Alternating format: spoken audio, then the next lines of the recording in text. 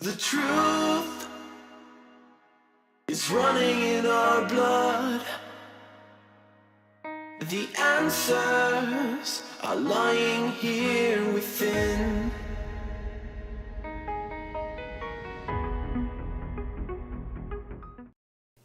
Hello and welcome to the first episode of How to Go.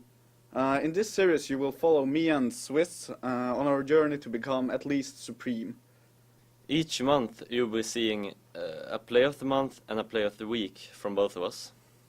Yeah, and as well we will be seeing this month in CS, which will cover a little bit of, it's the name, what has happened in CS the previous month. And as well there will be discussion and analysis of our gameplay. So we're gonna start off by looking at a bit of info on both of us. Yeah, so we're going to start off with info about me. So my name is John, but I go under the alias of Rack. My role is mostly op/in-game leader, but I sometimes go into the lurker role as well. So I play a bit of different roles each time, almost. I would say that my strength is tactical play, game sense, and such. But my weak side is definitely my aim. My aim is really not on par with the rest of my gameplay, I would say. Although it has become better. I started at Silver Elite Master, actually, and my current rank is Legendary Eagle. So, wanna continue with you, Swiss? Alright, let's do that. My name is Rasmus and I go under the alias of Swiss.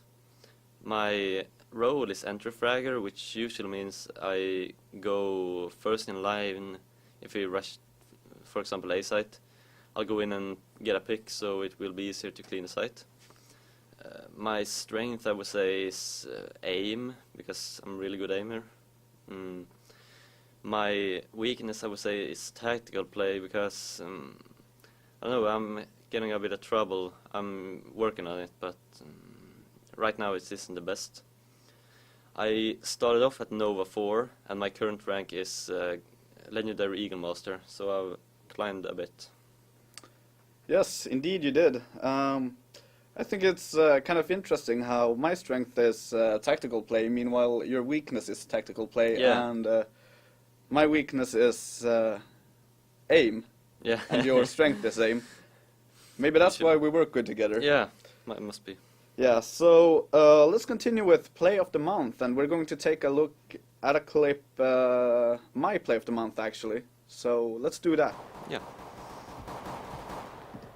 Guess we're going to be at the Nuke, and it's not much happening in the beginning really. This is standard 3 versus 2, should be easy for us. Get down one, kind of easy headshot, and this is where it gets tricky in the 1-on-1. So you can see him actually backing off towards the A site immediately, which I did not realize. And this is where the clip begins to be a bit shady, because I didn't really understand what he was doing. So this is actually a bad play by me right now. However, I redeem myself soon. So I come up, get a couple of shots off of him, doesn't really do much, he runs away. And this is where my strength actually comes in, my tactical play. Okay, so I try to get him out early, but I do fail because of my aim. But then I rush up on him, because I realize that he's actually going to try to do that. So I rush up on him and take him out and go for the defuse, basically. So I think that showcases my strength. Because I went for the tactical play, I didn't really, or I tried to out-aim him in the beginning, but then finally, the reason that I actually made that clutch was because I went for my tactical play. I realized that he was going to do that move. I knew what he was going to do before he did it. Yeah, that actually shows your tactical play. Just knowing that it's gonna jump off the window. Yeah, so I think that's a good showcase. So shall we continue with your Play of the Month? Yeah, we should. So this is on the Mirage. I think I solo queued this game actually. It was in the middle of the night. So I'm gonna go A site and just standard hold it. So it's actually they have a really weird buy. Just one AK. But this actually shows off my aim skill, if you say. So a couple of guys coming palace and ramp. just get a quick kill there, and yeah, just a bunch of other kills. This doesn't really show off my tactical play. It's just an aim kill, just an aim round. So yeah, Yeah, I think that's also a perfect showcase of your strength. Just headshot, headshot, headshot, Yeah. headshot. You know, it's nothing. It's like it's pretty fancy kills, you know. Yeah. But it's not really tactical kills. It's just yeah, going yeah, from yeah. one dude to Yeah. another, picking heads, dung, dung, dung, dung, and they're dead. Yeah, I've actually been really, what do you say, unbalanced. Some games I can do, like just what I did, I think it was yesterday. Yeah. But sometimes I just can't kill anyone. You'll see in my fail of the month, I just can't kill anyone. Yeah. Okay. Yeah, I know. I know the feeling. I was a bit inconsistent before, but that has actually gone away now. But speaking of bad plays, let's continue with fail of the month, and we're going to start with mine. So let's take a look at that. So here we can see me at the new map, the season. We're doing a pretty standard takeover. Someone gets taken out, bro. And there, I missed my first shot, and I tried to switch for my pistol, but I accidentally had a grenade in my hand. Which is a rookie mistake, I would say. I should have known that I had my grenade in hand. Or on my Q. Yeah, I totally, I think... it's that's- really unreliable, actually, the Q button. Yeah, but I think, you know, I think that was one of the examples when I was playing while I was tired. Mm. And you know how I play when I'm tired? I know. Yeah, I basically can't think. So we actually lost that round. Probably I would have gotten that kill if I switched to my pistol, but I didn't manage to it, and we lost the round. And I think in the end we actually lost the game as well. So Yeah, I had a part in that. fortunate play. Alright, so let's take a look at my fail. So this is on DE Inferno. This was the game I told you about. I get a quick kill on A mid because they were rushing, and I didn't realize. I thought my buddy was clearing the site, that he went in B site, but actually he was just holding for pushes from B site.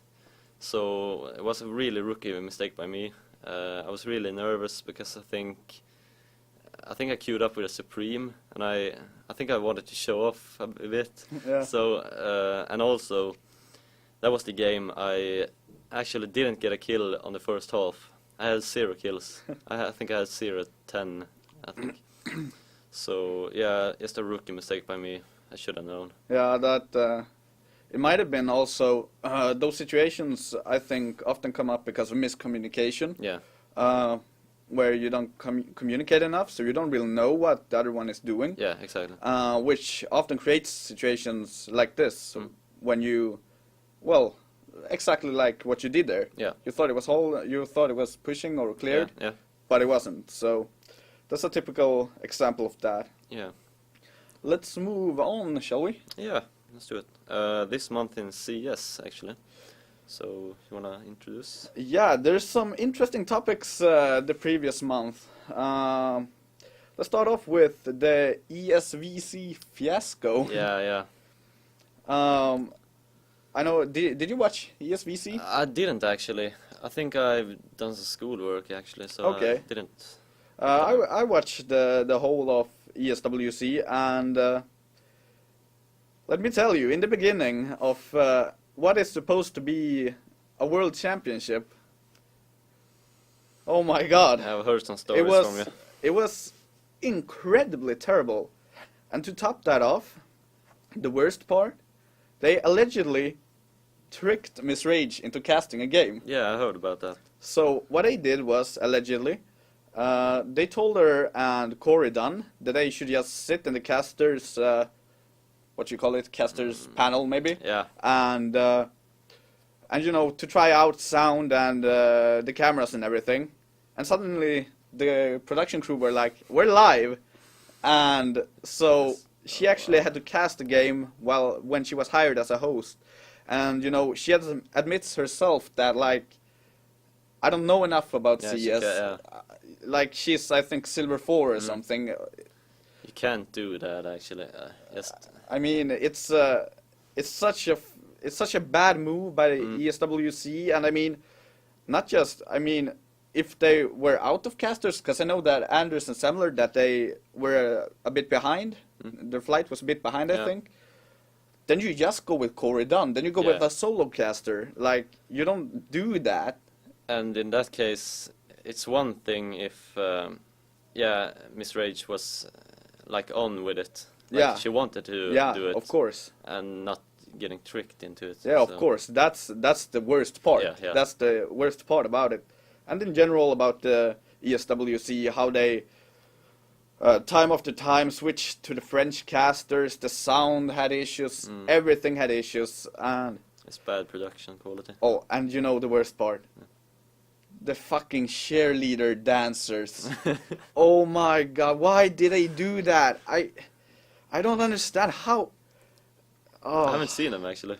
Oh, you don't want to see it? It's don't look it up. Yeah, okay. Oh well. So move on. Yeah, let's move on to the most interesting thing that happened the previous month. Talking about NIP. Talking about NIP. Yep. So, yeah, the kick Fiffler and leave actually. I don't know why. Was it because of the hate or was it just hiring? I imagine. Now this is of course just my theory. Yeah. It's nothing based on truth or anything. I imagine that Fiff felt like, you know, I mean, to be perfectly honest, he is not up to par with any other opper in the scene. That's true, actually. He's really not, and I think he knew that, and I think he felt like, well, we've accomplished, we're the best team in the world. Not right now, but in the history of CSGO, and I think he felt like, you know, my time is done. Yeah, I'm done. I've done what I can. It's time for me to move on and for NIP to be able to win again, basically. I think it wasn't just a selfish decision. I think he did it for his friends as well. Yeah, I think I would have done the same thing, actually. If you know that you're holding down a team, just because you're friends doesn't mean you have to play with them. And I don't know if he's going to join another team. Do you think so? No, I sincerely doubt it. I think maybe he will become an analyst or something like that. Yeah. But so what NIP did was actually to put Michaelella on a trial.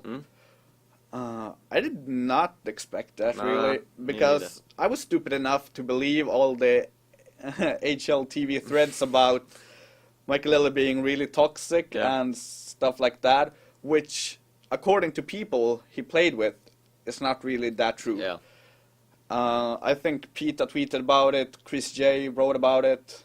Apparently, he's perfectly fine to play with. Yeah, just rumors. And he's probably one of the best Swedish operas whom was a free agent. He's really good, actually. So I think that was a good choice, and I think that we will see NIP going up again now. I really do think, because also Forrest has a history of actually performing really well after roster changes. So I think NIP has an interesting future now, and I'm really stoked to see what they will bring to the scene now. Yeah, I wish them good luck.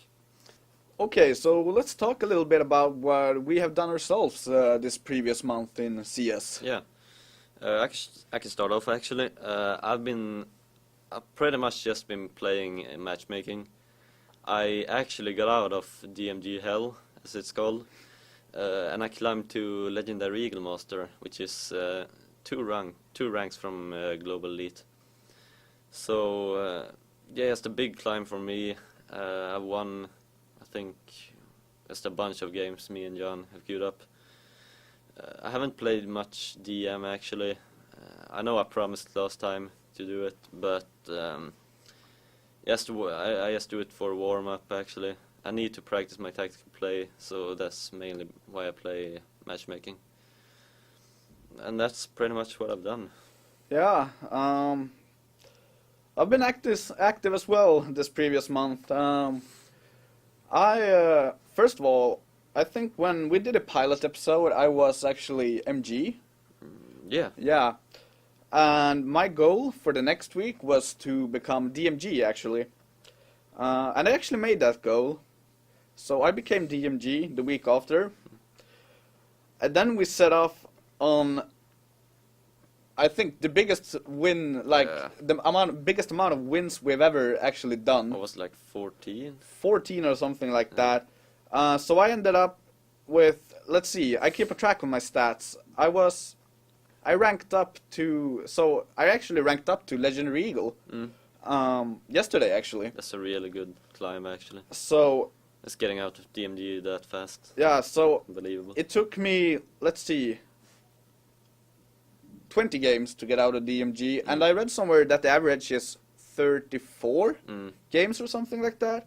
So I had 14 wins, 4 losses, and 2 or 1 tie. I'm not 100% sure That's just about the ties. about 200 games in front of me.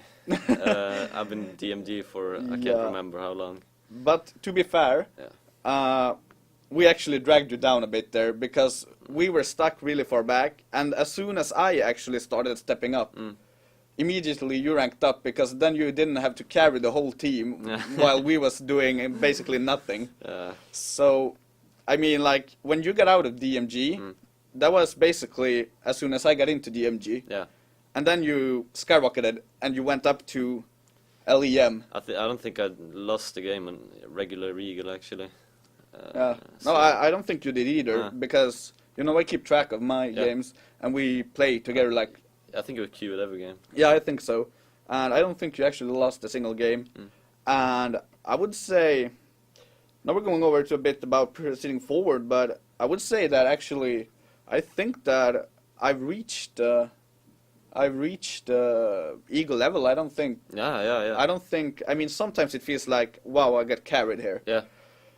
But I think actually now that I've reached the DMG level and that, or LE level, and that I can actually stay here now. Yeah, I can see that on your play. Yeah, That's how you play. I've become way better than I Yeah, was yeah. actually. And that's thanks to a lot of deathmatch. I've been practicing my aim, and now I'm on a training regimen of 200 at least kills per day. And that's sick. And I probably do about 50 to 100 in pistol only with the USPS to practice my aim.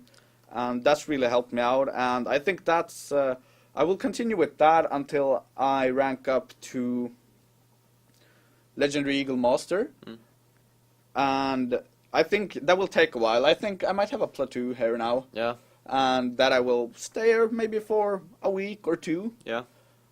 But I don't know how long it would take for me to get up to Supreme. I would imagine it would take a bit time. I would say about, what do you think, 2-3 months maybe?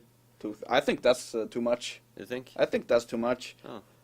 If I would make a prediction, I will predict that I am LEM within 2 weeks and that you're Supreme within 3. Shit. Yeah, That's I my have to live up to prediction. that actually. And that's my goal as well. Yeah. Within 2 weeks, so to the next episode, I'm looking to be Legendary Eagle Master. How Yeah. about you? For the next, yeah, I would say, like you said, like 3 weeks, I would be Supreme. Okay, so what I will do to reach my goal is I will continue my training regimen. I will do 200 frags in deathmatch per day. I will play a lot of matchmaking as well. But 200 frags in deathmatch. I will do regular deathmatch, about 100 kills, and pistol only, about 100 kills. Yeah. What about you? I'm also gonna set up some kind of goal. I think I'm gonna do about 100 kills in deathmatch. That being mixed with guns and pistols, because pistols is really a big difference between pistol kills and AK kills. if you Yeah, say I so. agree. So, yeah, about 100 kills. Yes, yeah, that's about it. About 100 kills? Okay. Yeah. And just a bunch of matchmaking to reach Yeah. Supreme. I would recommend you to watch a lot of pro games as well Yeah. for the game sense aspect. Yeah. Because I watch loads of pro games, I really don't. and I think that's why I've gotten my game sense so much better than my aim. I think that's the reason why. So that's just a tip for you. Yeah, definitely gonna do it. But I think that kind of sums it up. So I hope you enjoyed the show this month, and we will be back the 20th of December Yeah. with new content and hopefully with new ranks as well. Yeah, hopefully. If you liked it, make sure to subscribe, and you can follow us on Twitch and Twitter and stuff like that as well. It's linked on our YouTube channel. Once again, thank you, and see you next month. Yeah, hope to see you.